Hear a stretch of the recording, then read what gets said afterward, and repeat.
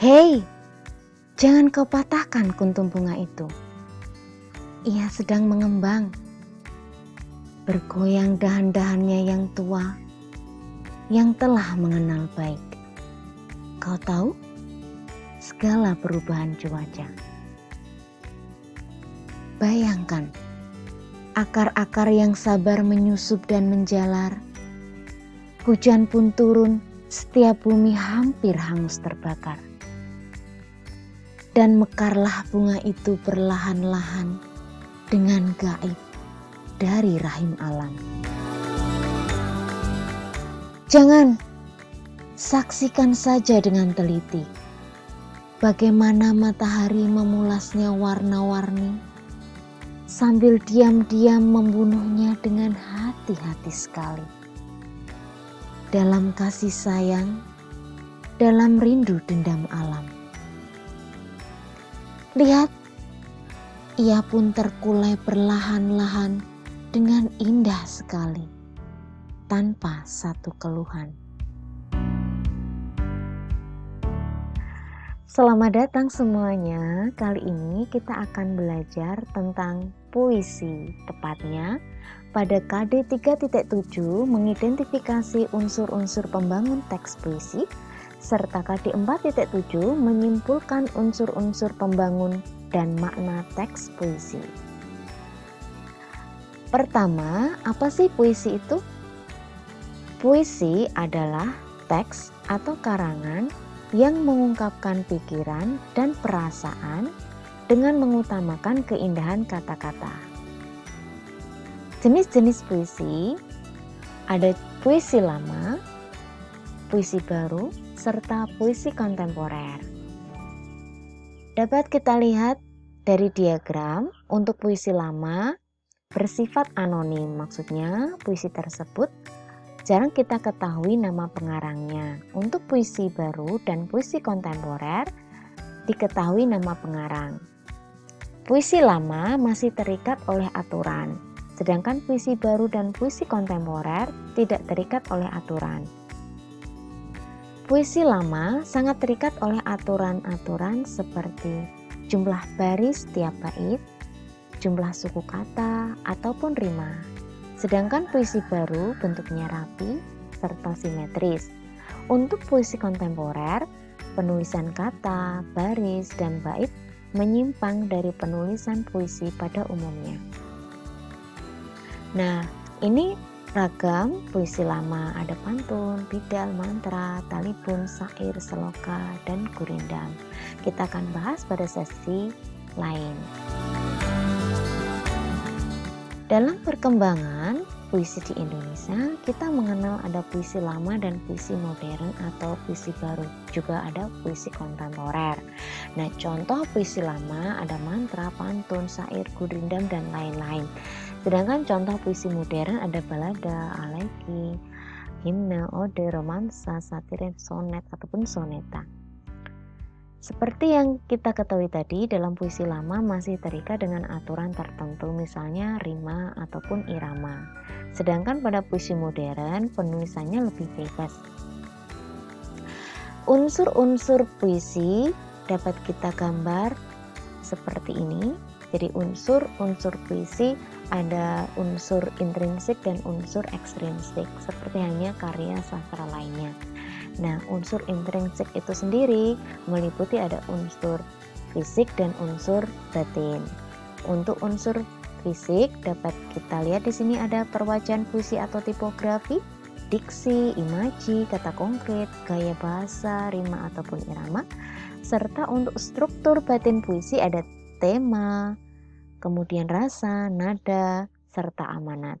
Nanti kita bahas satu persatu ya. Nah, unsur-unsur pembangun puisi ada unsur fisik atau unsur lahir. Apa sih maksudnya? Yaitu unsur yang dapat dikenali langsung oleh pembaca karena sifatnya tersurat. Jadi bisa kita lihat dari wajahnya, dari rupanya. Sedangkan unsur batin yaitu unsur yang tersembunyi di balik unsur-unsur fisik. Nah, untuk menemukannya kita harus memahami terlebih dahulu puisi tersebut dengan baik. Unsur-unsur pembangun puisi. Tadi ada unsur batin, meliputi tema yaitu gagasan yang mendasari cerita dalam puisi. Sedangkan rasa yaitu sikap penyair terhadap masalah yang disampaikan di dalam puisinya.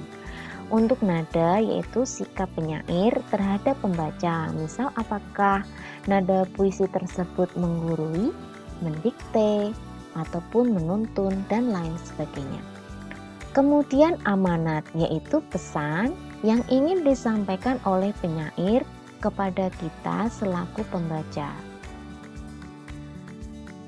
Sedangkan struktur lahir atau fisik meliputi majas dan irama. Majas atau disebut juga dengan figurative language adalah bahasa kias yang dipergunakan untuk menciptakan kesan tertentu bagi penyimak atau pembacanya. Untuk menimbulkan kesan tersebut, bahasa yang dipergunakan berupa perbandingan, pertentangan, perulangan, ataupun perumpamaan. Untuk jenis-jenis majas dapat kita perhatikan atau kita simak pada penjelasan terpisah ya. Kemudian irama atau musikalitas adalah alunan musik ataupun bunyi, yang teratur serta berulang-ulang. Irama berfungsi untuk memberi jiwa pada kata-kata dalam sebuah puisi yang pada akhirnya dapat membangkitkan emosi tertentu seperti sedih, kecewa, marah, rindu, ataupun bahagia. Kemudian struktur berikutnya ada tipografi, yaitu bentuk puisi yang dipenuhi dengan kata. Bisa dengan ragam tepi kiri kanan, tidak memiliki pengaturan baris puisinya tidak selalu diawali huruf besar, kemudian tidak harus diakhiri dengan titik. Kemudian unsur berikutnya ada diksi atau pemilihan kata yang tepat untuk mengekspresikan perasaan serta berhubungan dengan makna dan keselarasan bunyi. Nah, penggunaan kata-kata konotasi biasanya kita jumpai dalam puisi. Kata-kata konotasi adalah kata yang bermakna tidak sebenarnya. Jadi kata itu telah mengalami penambahan-penambahan baik berdasarkan pengalaman, kesan, maupun imajinasi dan perasaan penyair. Nah, pemaknaan itu sendiri berbeda-beda dari satu orang ke orang yang lain ya. Nah, faktor-faktor yang biasanya mendasari kenapa ada perbedaan pemaknaan. Nah, yang pertama ada tingkat pemahaman yang berbeda antar setiap kata yang ada dalam puisi tersebut. Semakin banyak kata yang mudah difahami, maka mudah pula dalam memaknainya. Dan kemungkinan kesamaan antara satu orang dengan orang yang lain makin besar. Kemudian tingkat pengenalan atau pergaulan seseorang dengan puisi. Makin sering membaca ataupun menulis puisi, mudah pula bagi orang tersebut dalam mengenali watak puisi termasuk isi yang ada di dalamnya. Kemudian hal lain yang mempengaruhi adalah pengalaman pribadi. Kemudian ada faktor penguasaan terhadap teori sastra. Ya, hal ini mempengaruhi dalam memaknai suatu puisi. Unsur berikutnya adalah kata-kata berlambang atau simbol. Lambang atau simbol ini adalah sesuatu seperti gambar, tanda, ataupun kata yang menyatakan maksud tertentu. Lambang-lambang itu menyatakan arti tertentu yang bisa difahami secara umum. Misal, jika menggunakan kata rantai, nah ini bisa bermakna persatuan ataupun kesatuan. Kemudian lambang-lambang yang lain juga dapat kita jumpai dalam puisi. Unsur berikutnya ada pengimajinasian dalam puisi. Maksudnya, kata atau susunan kata yang dapat menimbulkan khayalan atau imajinasi. Dengan daya imajinasi tersebut, pembaca seolah-olah merasa, mendengar, melihat, dan dapat meraba serta menyentuh sesuatu yang diungkapkan oleh penyair. Nah, dalam bahasa Inggris kita menyebutnya sebagai image gitu ya, atau pencitraan, di mana melibatkan unsur-unsur ataupun indera perasa, pendengar, pelihat, suaranya enak didengar, suara kok enak didengar. Nah, itu kan suara itu kan sesuatu yang dapat kita dengar, ya, bunyi, ya kan, ada indera pendengar, kemudian dikaitkan dengan enak didengar, enak itu kan sesuatu yang kita rasa, kita kecap, jadi ada semacam pencampuran citraan gitu. Berikutnya, menyimpulkan isi puisi. Dengan mengenali unsur-unsur puisi, kita dapat memahami isi puisi secara mendalam. Langkah-langkah untuk menyimpulkan isi puisi, yang pertama, mengidentifikasi kesatuan unsur puisi. Harus kita ketahui dulu ya unsur-unsurnya. Kemudian menentukan kata kunci pada setiap larik dan bait puisi. Langkah berikutnya bisa dengan memparafrasekan kata-kata kunci. Kemudian yang keempat, menyimpulkan isi puisi berdasarkan parafrase tersebut. Memparafrase itu apa sih?